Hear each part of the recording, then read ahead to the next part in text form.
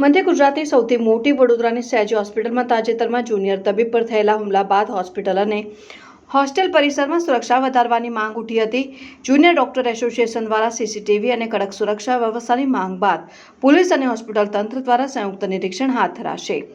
વડોદરાની એસએજી હોસ્પિટલમાં જુનિયર તબીબ સાથે બનેલી ઘટનાને લઈને રેસિડેન્ટ ડોક્ટરો અને જેડીએ દ્વારા સુરક્ષા વ્યવસ્થા વધુ મજબૂત કરવાની માંગ કરવામાં આવી હતી।